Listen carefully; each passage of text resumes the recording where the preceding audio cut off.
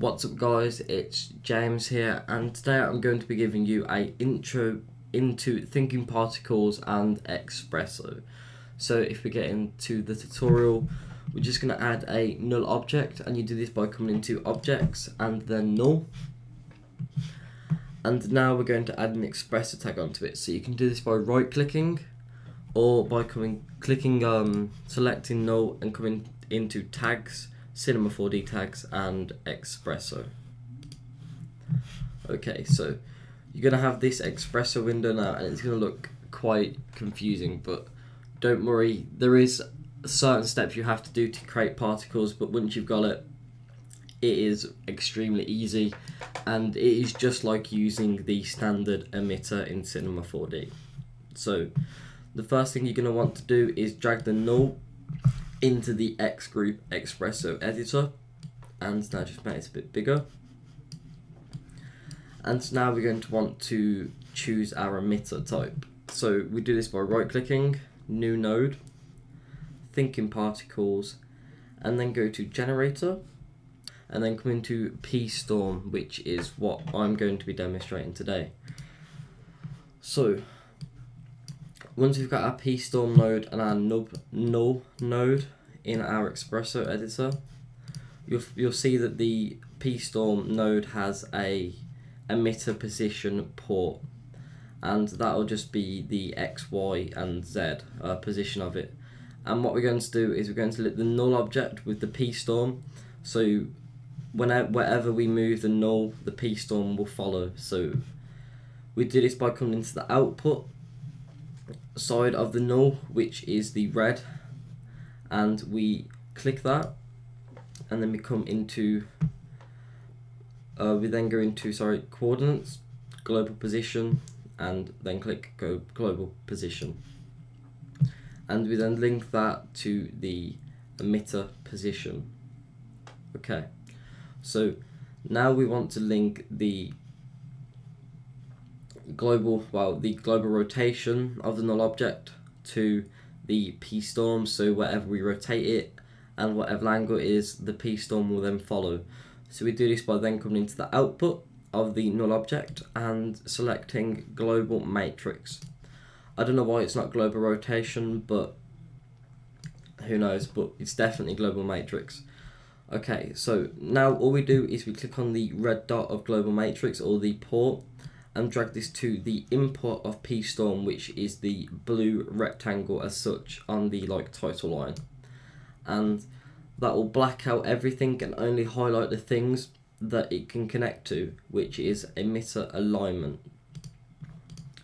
So now we have the null object and the emitter all linked now. If we just play this and then move it along, it should follow. So as you can see, the emitter is following the null object, and if we rotate it around, it is still following it. So that's good.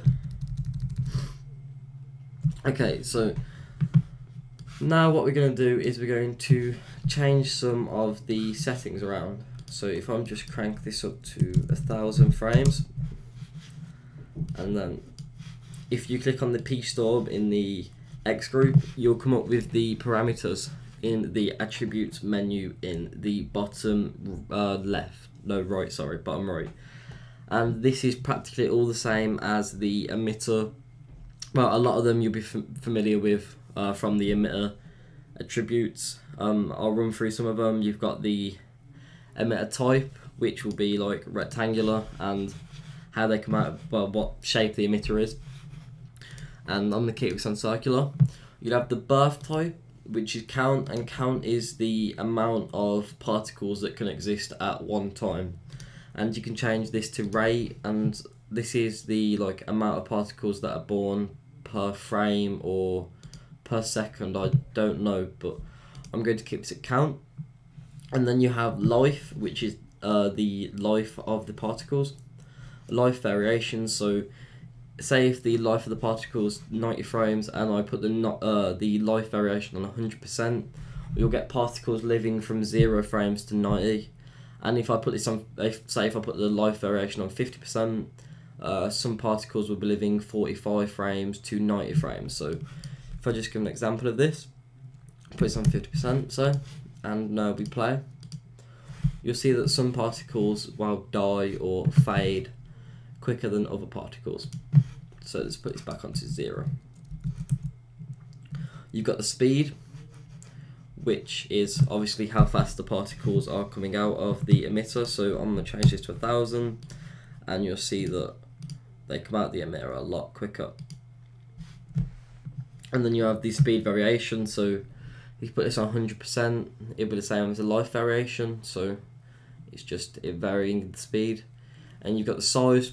You're going to want to change the size from 10 to 100, because whenever you're working with thinking particles, everything's to a 10th of a scale, so automatically change the size from 10 to 100 if it isn't already so.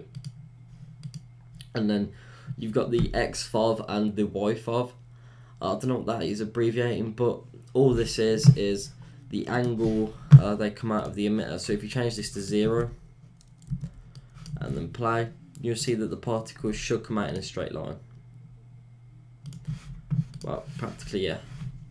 Or if you change this to, say, 360 and 360, they fly out in every direction. So there you are. Okay, and then you have the X size and the Y size, so it's just how big the emitter is.